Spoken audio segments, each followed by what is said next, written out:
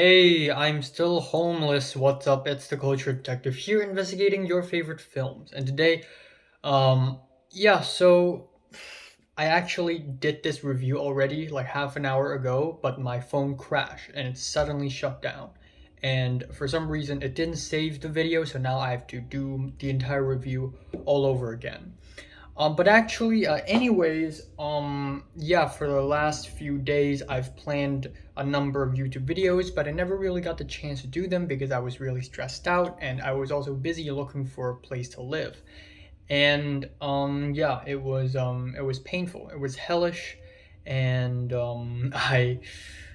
I at this point, if there's a bed, if there's a shelter, I'll go for it. I don't care about the price anymore. But this morning, I think I found an Airbnb finally, and I think I've got a chance. But it's not a concrete chance yet. It's not a concrete thing yet. So, anyways, today I'm going to be doing a film review of Nosferatu, a symphony of horror, or in German, Nosferatu, eine Symphonie des Grauens, directed by F. V.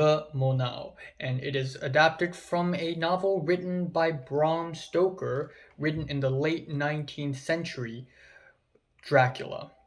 So, the reason why I'm reviewing this film and the reason why I can't not review this film and I can't postpone this film review is because today is March 4th, 2022, and that's exactly 100 years after March 4th, 1922, which is the exact day this film was premiered in Germany. Now, this is special because I've never reviewed any silent films on this channel, and I've never watched any silent films before in my life from front to back. However, I do believe that I may or may not have watched Charlie Chaplin's City Lights when I was really young, but in my recent memory, this is the first silent film I've ever seen from front to back. And also, this is definitely the oldest narrative feature film I've ever seen in my life. Yes, I've never seen any films from the 1910s, and I don't think I've seen any films from 1930s other than maybe City Lights. I don't know. So, yeah, a few years ago, the oldest kinds of films I've ever seen in my life are films from the 80s and 70s. And that is sort of broken when I started going to college, and my first film course is literally a film noir course. Thus, I watched a bunch of films from the 1940s and 50s. And I broke that once again by watching a film from 1922, exactly a century ago. And let's talk about the film first.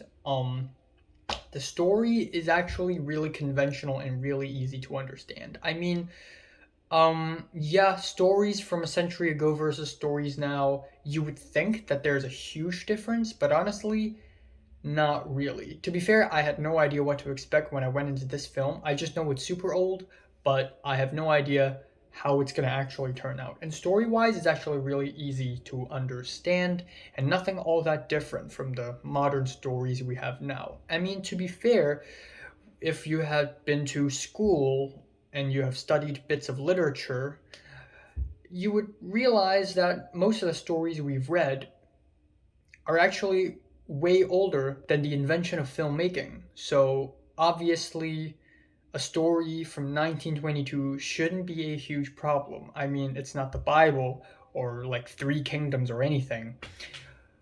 Alright, so the story, it's simple, it works, it's fine. In terms of the framing and the editing, this film is actually also kinda fine. Just because the film is old doesn't mean the cinematography and the editing is gonna suck. In fact, it worked fine in this film. It's rudimentary, it's basic, it's simple. If it works, it works. It's not bad at all. It just works. And yeah, of course, this film is very freaking different from the movies I watch nowadays in the cinemas or even films from 1940s. Even though the 1920s is closer to the 1940s than right now I am to the 1940s, there's still something so different about silent films. I don't really know how to judge silent films and rate silent films the same way I judge and rate other movies I've reviewed on this channel because silent films are such a different medium, But then again, it's also a narrative feature film, so I kind of have to review it the same way as well. But honestly, it's really different, and I have no idea how to sum up my experience watching it. First of all, it's silent, but also not really because there's music, because there's no dialogue or sound recorded. This entire film is backed up by music, and the music is kind of great, but because it's 90 minutes of non-stop music, it can be a little overwhelming sometimes, and sometimes because there is no sound, I'm not going to say boring, but it's a little bit difficult to concentrate on the screen, like what's actually happening. You just kind of, your mind just kind of floats off. And however, just because filmmakers back then have limited technology, it doesn't stop them from being creative. There's music here, but sometimes the music kind of imitates sound effects. Like later in the film, in the last third of the film, there is a scene where someone sort of bangs against a drum with two drumsticks in the streets of a town, and the music kind of does that too, banging drums. And then in the last scene of the film, there's a chicken cuckooing, and there's a horn sort of mimicking that chicken, which is really interesting. And it's nonstop music, but there were occasional moments of silence here and there. And these silences are actually pretty well utilized. Like the first moment of silence is when the main character, Hutter, was close to the castle. I forgot to talk about the plot, but he was close to the castle, and then this weird carriage shows up, and then that is when the music sort of stops for a moment. And it's like the film is saying, "Oh, whoa, whoa, hold on. What's this? That's weird." And that's kind of cool. And okay, the plot of the film. It is adapted from Dracula, the novel by Bram Stoker, and it is about a vampire named Count Orlok. He's the big evil baddie. He's living in a castle in Transylvania. He wants to rent a house in a small town in Germany, and it's causing a lot of plague, sickness. A lot of people are going insane, people's blood being sucked. It's a disaster, and that's basically the story. And it's 90 minutes of it, 94. And it's really funny because I went onto Wikipedia to check its runtime, and it says it could be any duration between 63 minutes to 94 minutes. It could be any duration. Because it's a silent film, you can actually speed it up. And in fact, some restoration versions of Nosferatu is sped up, but some is a little bit more slowed down. And also the title cards, some of them are sped up, some of them are slowed down. So there are all kinds of restorations, but I watched the 94-minute version one, the longest version. So there's that. Frames. It is black and white, but technically not really, because F. V. Murnau tints his frames as well. And in fact, this practice began in the 1910s. I mean, I haven't watched any films from the 1910s, but if you look at D.W. Griffith's Intolerance, the frames are also kind of tinted. But yeah, F. V. Murnau pretty much tints every single frame in Nosferatu with blue, with purple, with yellow, with red, and I won't say colorful, but again, like I said, just because people back then have limited technology, it doesn't stop them from being creative. People have been creative since people have existed, and that's really cool. All right, yeah, it's fine. I wouldn't say this movie gets boring. It does get slow in the middle. But this film getting slow in the middle is not the same way as a Marvel film or a recent art house film getting slow in the middle. It's a different thing.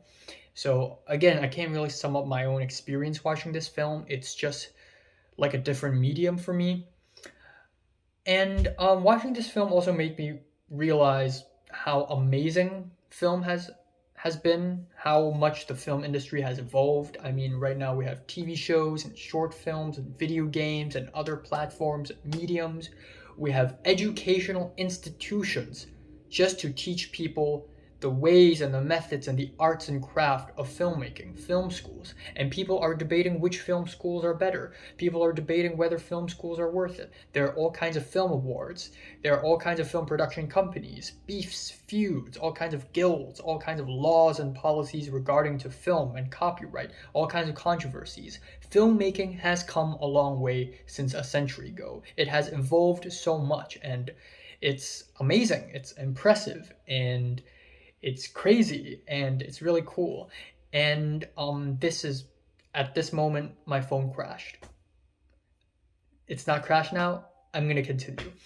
So, and that's just filmmaking. I mean, look at art history, the history of visual arts. Look at the history of theater plays. Look at history of other fields of things like music, or even different fields of science like anthropology, biology, chemistry. Like these fields have existed for so long, for so many centuries, that it has evolved so much. And in the overall grander scheme of things, it just goes to show how far humanity has evolved, both technologically and scientifically, as well as artistically. And that is so freaking unbelievable. 100 years and we're already so advanced. We are literally using computers, machines to animate things. It's so realistic that if you show a video of CGI to a Victorian child, the child will go insane. So yeah, Nosferatu, Nosferatu. Um, feeling an 8 out of 10 maybe. I don't know. I don't know. Have you watched Nosferatu from What's His Name? Just rate it, like, and subscribe if you want more. And thanks for watching. I don't know if I'll what's the next time I'll be watching a silent film. But if possible, I'll follow up Nosferatu with Vampur, which is a 1930s film by Karl Theodor Dreyer. So yeah, there's that.